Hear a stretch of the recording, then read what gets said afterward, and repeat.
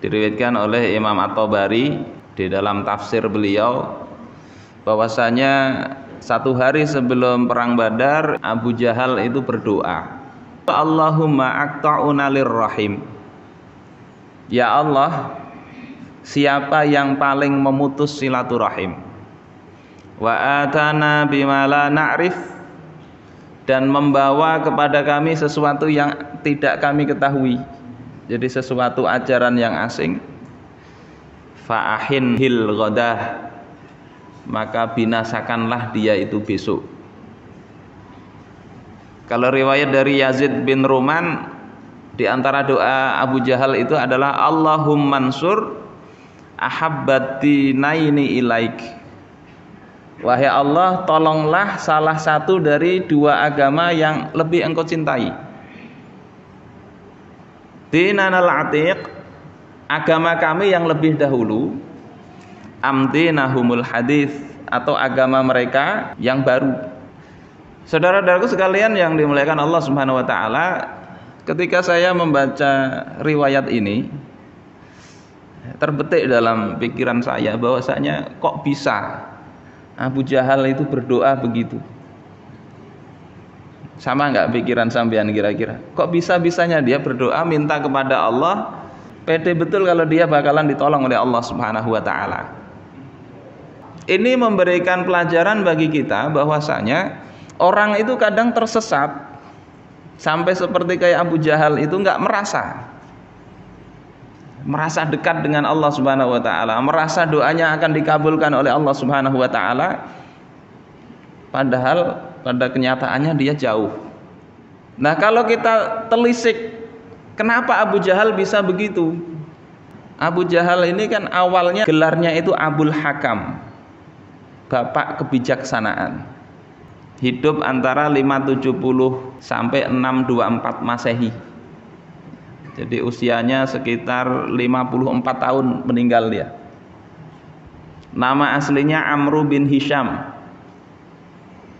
Terkenal cerdas, cendekiawan, sampai digelari Abul Hakam tadi, bapak kebijaksanaan, karena orang-orang Quraisy waktu itu ketika ada permasalahan mereka meminta pendapatnya Abul Hakam ini.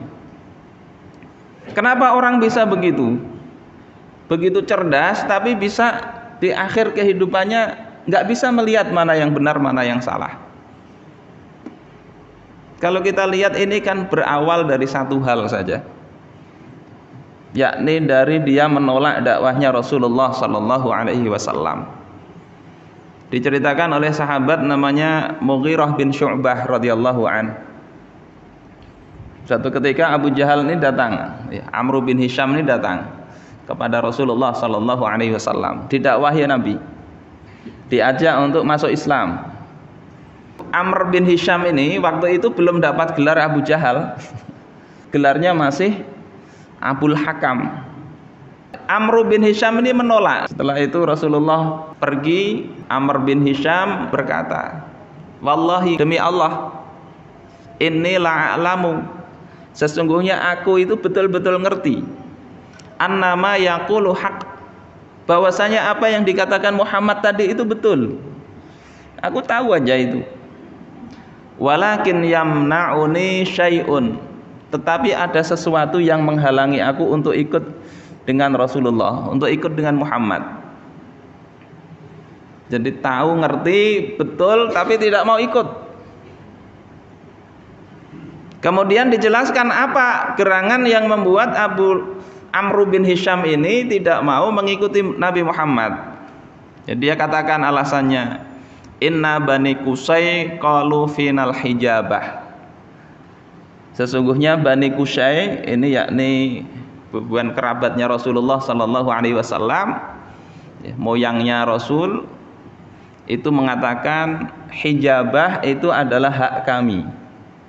Hijabah itu kaitannya dengan mengganti ini kiswah yang sekarang itu dijadikan jimat.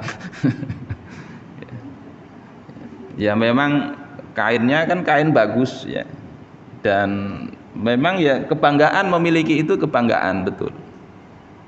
Sejak dari dulu itu kebanggaan. Jadi kata Amr bin Hisham, Keluarganya Muhammad itu yang mengatakan kami ini hak kami adalah hijabah, menghijab Ka'bah. Fakulna na'am, maka keluarga kami katakan ya. Tsumma qalu fina as-siqayah. Kemudian mereka katakan siqayah juga hak kami. Siqayah itu memberi minum orang-orang yang haji, menjamu tamu Allah. Jadi haji itu sejak zaman Nabiullah Ibrahim sampai kemudian agama itu menyimpang jadi ke penyembahan berhala, itu tetap haji ada. Dan menjamu orang berhaji itu menjadi kebanggaan tersendiri. Makanya Rasulullah Shallallahu Alaihi Wasallam ketika beliau ditawari, kalau ingin kemuliaan, a'tainahu miftahal Ka'bah. Kalau Muhammad itu ingin kemuliaan, akan kuberikan kepada Muhammad itu kunci Ka'bah. Kalau hendak jadi orang mulia, jadi pemegang kunci Ka'bah. Nah, itu diambil juga oleh Bani Qusay.